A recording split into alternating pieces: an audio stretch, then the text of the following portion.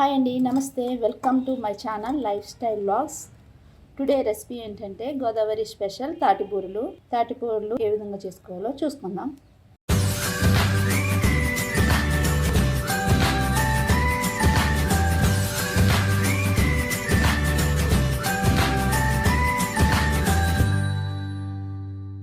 ముందుగా తాటికాయని శుభ్రం చేసుకుని ఉంచుకోవాలి. ఈ తాటికాయని ఒక 3-4 టైమ్స్ ఇలా కొడితే తాటికాయ అన్నది గుజ్జంతా మెత్తగా అవుతుంది. ప్లస్ ఇది ఓపెన్ అవ్వడానికి, ట్యాంకులో వేసి సెపరేట్ అవ్వడానికి బాగా యూజ్ అవుతుంది. ఇప్పుడు దీన్ని ముందుగా ఈ టోపీని తీసేసి అదేవిధంగా ఈ తాటికాయ తొక్కను కూడా రిమూవ్ చేసుకోవాలి.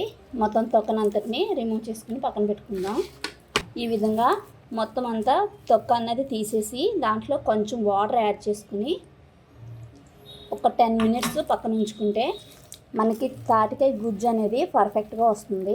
తురుముకుని దాంతో ఈ విధంగా పేస్ట్ని తాటికాయ గుజ్జు అంతటిని తీసుకోవాలి. మీ దగ్గర జల్లెడ అనేది అవైలబుల్గా ఉంటే దాంతో కూడా ఈజీగా తీసుకోవచ్చు. ముందుగా ఈ జ్యూస్ అంతటిని తీసుకుని పక్కన పెట్టుకుందాం.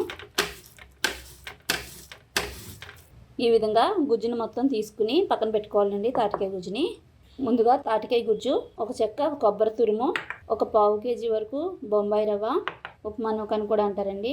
అదేవిధంగా తురుము పెట్టుకున్న బెల్లం తురుము, దాంట్లో రుచికి సరిపడా సాల్ట్, ఇలాచీ పౌడరు రెడీ చేసి పెట్టుకున్నామండి. ఇప్పుడు ముందుగా ఈ తాటికాయ గుజ్జు ఉంది కదండి, దీంట్లో 1 టేబుల్ స్పూన్ వరకు ఇలాచీ పౌడర్ని యాడ్ చేస్తున్నాండి. ఇలాచీ పౌడర్ యాడ్ చేయడం వల్ల ఫ్లేవర్ బాగుంటుంది. అదేవిధంగా కొబ్బరి తురుము హాఫ్ వేసుకోండి, కంప్లీట్ ఇష్టపడలేని వాళ్ళు హాఫ్ వేసుకోండి. బొంబాయి రవ్వను కూడా కొంచెం కొంచెంగా యాడ్ చేసుకుని కలుపుకుందాం.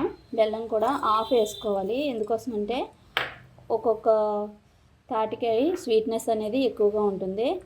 సో అందులో ఎక్కువ బెల్లం అన్నది అవసరం ఉండదు. సో ఇవన్నిటిని మొత్తం ఈ విధంగా కలుపుకుందాం. అదేవిధంగా రుచికి సరిపడినంత సాల్ట్ని యాడ్ చేసుకోవాలి. కొంచెం సాల్ట్ని యాడ్ చేసుకుని మొత్తం కలిసే విధంగా ఈ విధంగా కలుపుతూ ఉండాలి. బొంబాయి రవ్వని మధ్య మధ్యలో యాడ్ చేసుకుంటూ ఉండాలి.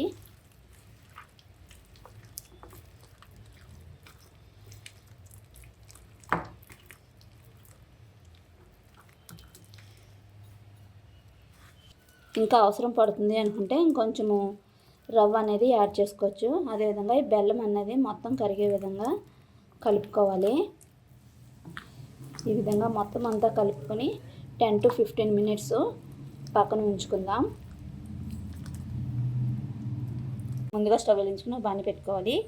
బాణీ హీట్ అయిన తర్వాత డీప్ ఫ్రైకి సరిపడినంత ఆయిల్ని యాడ్ చేసుకోవాలి. ఆయిల్ మొత్తం హీట్ అయిన తర్వాత చిన్న చిన్న బాల్స్లా చేసుకుంటూ బూరెల్ని వేసుకుందాం.